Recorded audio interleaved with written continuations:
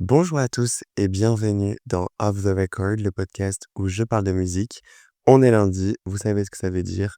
Les grooves de la semaine.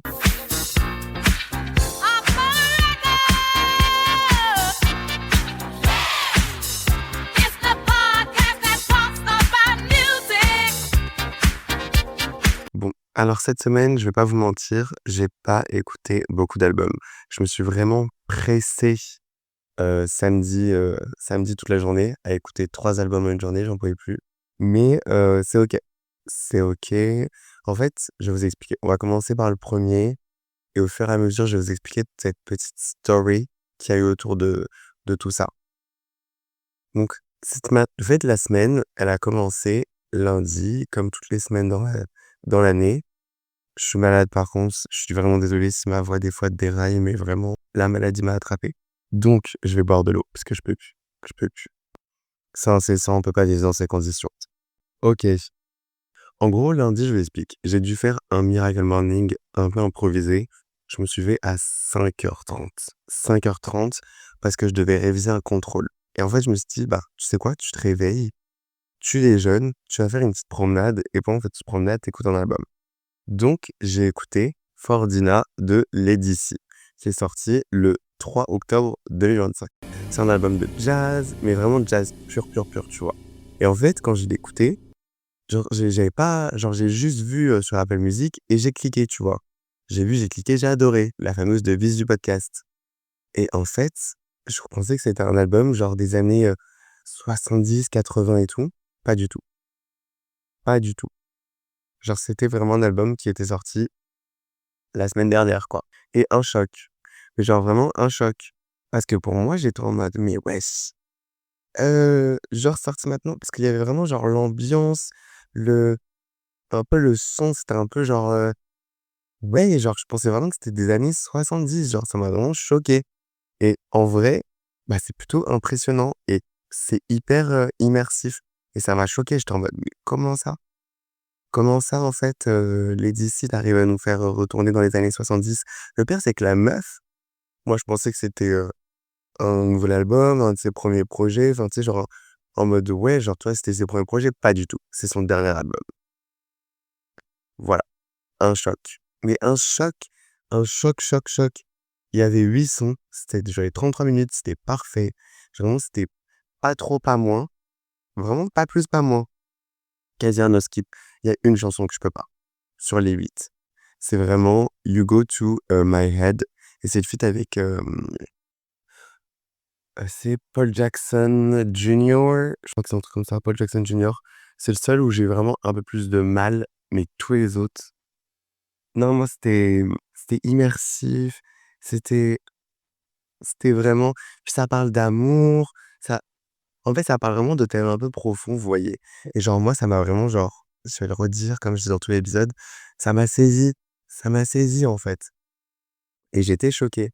Genre vraiment, tu vois, des fois, tu as un peu cette impression de show. Tu sais, un peu comme dans les chansons de comme dans Where's My Husband de Ray, mais genre vraiment, il y avait cette impression, mais avec tout un album, en fait.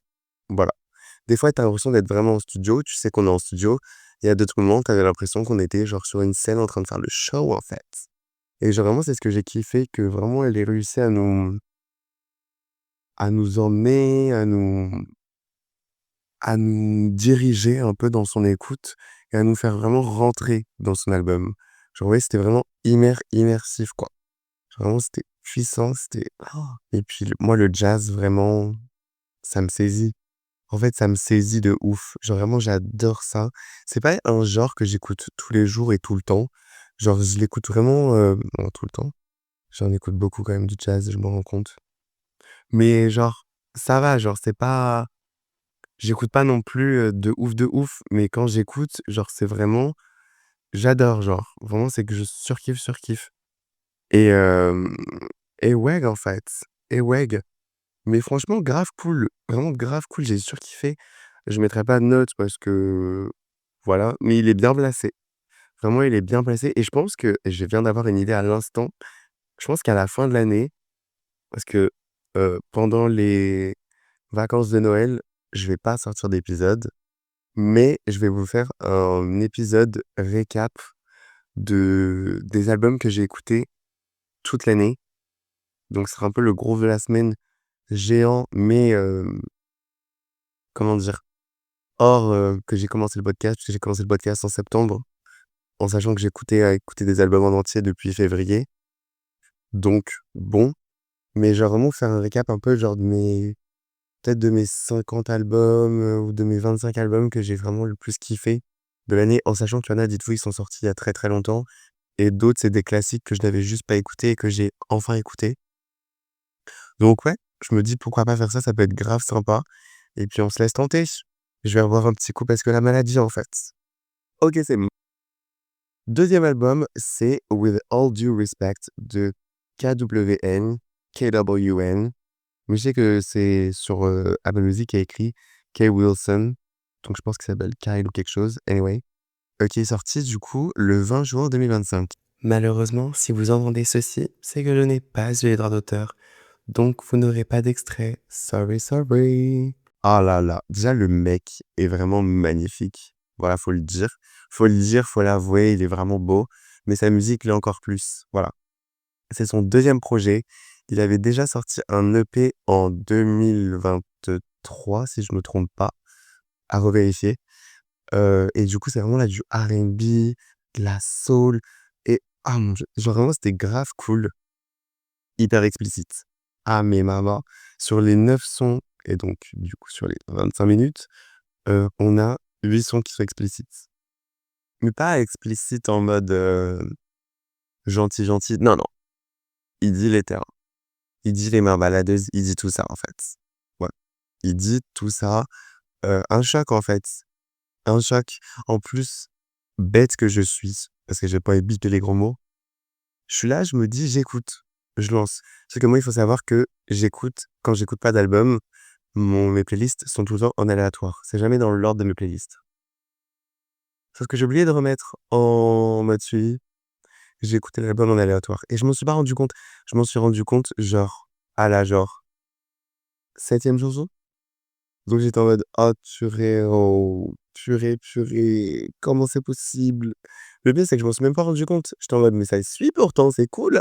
Mais pas du tout, Ivel, pas du tout. Du coup, je vous mens pas que j'ai pas eu la foi de réécouter le projet et je pense qu'il doit y avoir un bon séquençage. On va dire, je le pense. Mais du coup, voilà, donc j'étais en mode: «Purée, c'est quoi ce délire?» Le pire, c'est que, de base, c'est le 1er truc que je vérifie et beh, là, je sais pas, en fait. J'ai pas vérifié donc un peu bébête, mais c'est OK. C'est OK. Quasiment un no skip. Je vous jure que même les interludes qui portent le nom d'un gros mot qui commence par un S, que je ne prononcerai pas, sont cool, sont vraiment cool. Il y a des feats qui sont grave, grave bien. Il y a un feat avec le groupe FLO. J'espère que vous connaissez FLO parce que si vous connaissez pas FLO, shame on you. Genre vraiment shame on you. D'ailleurs, faudrait que je réécoute leur 1er album ou le seul album qu'ils ont sorti cet album FLO? J'ai un doute. Bref, l'album avec la cover rouge avec une intro qui est parlée par Cynthia Erivo. Ma femme, l'amour de ma vie. J'adore cette femme. Une voix exceptionnelle. Du coup, voilà, le feat grave cool. Pour moi, un peu pas punchy, mais genre, j'aurais voulu retrouver beaucoup plus la DA de Flo dans ce son. Mais après, je me dis: «C'est un feat, donc faut que ça matche les 2 DA». Mais genre, en vrai, c'est grave bien amené. Mais j'avoue, je préfère le 2e feat qu'il y a avec Kehlani. My God. En fait, my God. Pendant longtemps, je savais pas c'était qui Kehlani. Voilà, je l'ai découvert, je crois qu'elle est dans l'album de Cardi B et franchement, je pense que je vais bientôt écouter ses projets, en fait, parce que pour l'instant, dans les 2 projets que j'ai écoutés, beh, je surkiffe. Je surkiffe, je surkiffe. Si vous savez tous les cuts que je dois faire parce que je tousse, c'est vraiment incessant, genre, vraiment incessant. Mais attendez, il faut que je rebois, mais ça c'est impossible, je vais jamais y arriver pour cet épisode. OK, on est bon. Je suis désolé, hein, vraiment, je suis désolé d'être malade. Vous vous rendez compte que je tiens à vous, en fait. J'aurais pu quitter l'épisode, mais je le quitte pas, en fait, je le fais. Mais sinon, l'album, ça parle d'amour, ça parle vraiment des fois d'amour sans engagement, de coups d'un soir, en fait, je sais pas, en fait, ça parle un peu de genre d'une vie d'adolescent qui n'est pas la mienne. en fait, voilà, clairement. Hem, mais c'est cool, genre. Mais en vrai, genre enfin, dans le sens, c'est cool dans le sens qu'ils disent les termes parce que je me dis, en fait, à un moment donné, faut le dire. Les adolescents, en fait, ils sont pas innocents, en fait. Voilà, faut le dire, faut les choquer. Ensuite, troisième album que j'ai littéralement fini avant de commencer cet épisode. C'est pas très studieux tout ça. C'est Currents de Tame Impala sorti le 11 mars 2015. Malheureusement, si vous entendez ceci, c'est que je n'ai pas eu les droits d'auteur, donc vous n'aurez pas d'extrait. Sorry, sorry. Et vraiment là, c'est de l'alternative, un peu de rock. Et en fait, je l'ai écouté à cause des edits, en fait. Parce qu'il a annoncé une tournée et il passe en France. Et il y a des edits avec ses chansons.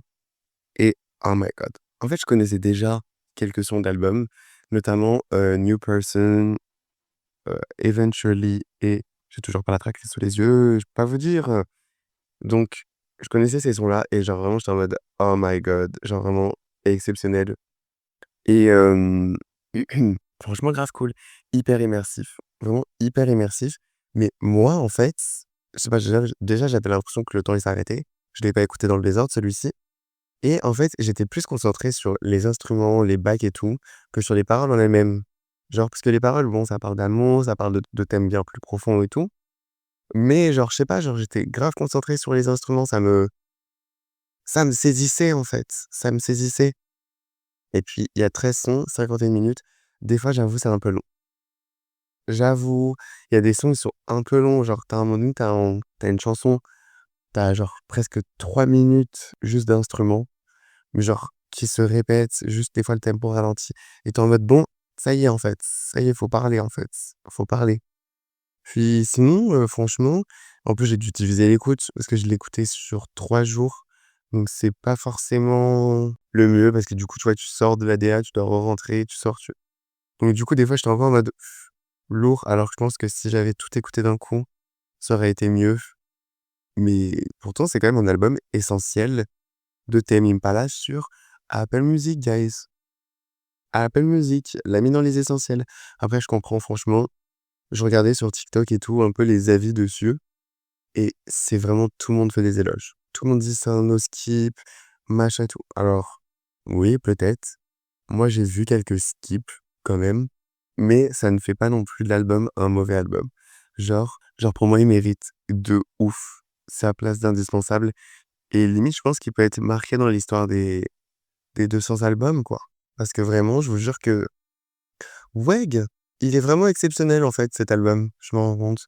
Faudrait que je le réécoute de manière plus posée et d'un coup, à la chaîne, parce que sinon, ça va pas le faire. Mais non, franchement, grave cool. Grave cool, grave cool. Je suis désolé, cet épisode, il est un peu rapide, mais en fait, vu que je suis malade, j'essaie de un peu one shot parce que je sais que ça va pas être agréable pour vous. Donc, voilà. Et là, vous allez me dire: «Encore! Encore! Et oui, encore, je vous dirai ça». J'ai écouté, enfin j'ai regardé en fait, mais du coup, c'est comme si j'avais écouté Homecoming de Beyoncé, sorti le 17 avril 2019. Malheureusement, si vous entendez ceci, c'est que je n'ai pas eu les droits d'auteur, donc vous n'aurez pas d'extrait. Sorry, sorry. Mon Dieu, my God. L'événement a eu lieu le 14 et le 21 avril 2018. Mais alors là, que dire? Déjà, c'est pour moi la meilleure performance de Coachella, Living or Death, en fait. Et en fait, c'est pour une fois, ça confirme que Beyoncé, c'est la meilleure performeuse de tous les temps. La go, elle venait d'avoir des jumeaux, grossesse hyper compliquée.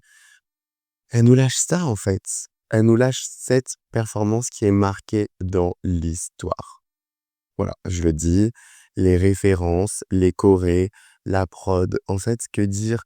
Enfin, les sons, les feats, les gens qui montent sur scène, la réunion de Destiny Child pour Lose My Breath et pour Soldier et pour Say My Name.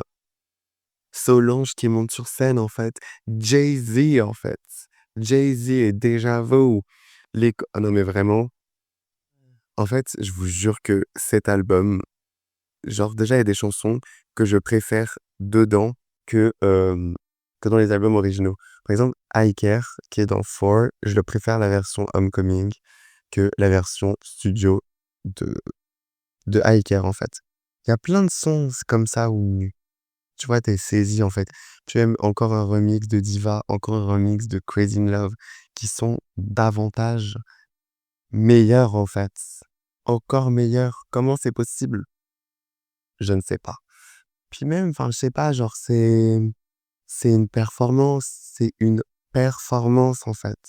Des sons qui sont calibrés, qui sont ouais, en fait. Et puis, il y a un moment donné, je regardais le film et je me dis: «Mais en fait, attendez, au Cowboy Carter, elle faisait clairement référence à Beachella, en fait».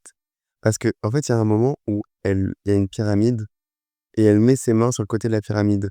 Elle fait exactement le même truc pendant, l'interlude du Peep Show, du Cowboy Carter Tour.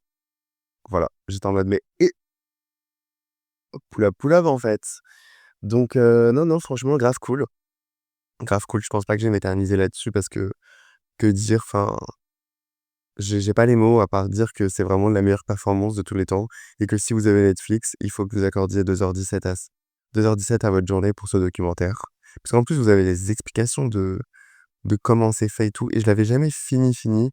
Genre, en fait, c'est des moments où j'avais avancé pour voir les Destiny Child, en fait et du coup, j'avais pas vu ce qui se passait entre les 2 mais chef d'orchestre, en fait.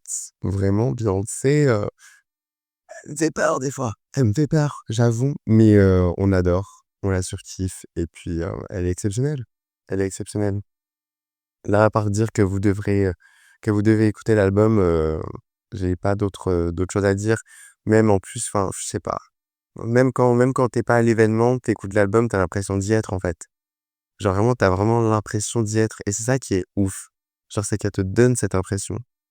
Par contre, Mabel, tu nous as mis la performance de Coachella en live sur Apple Music, tout ce qui est disponible, mais moi je veux la performance de Dubaï en fait.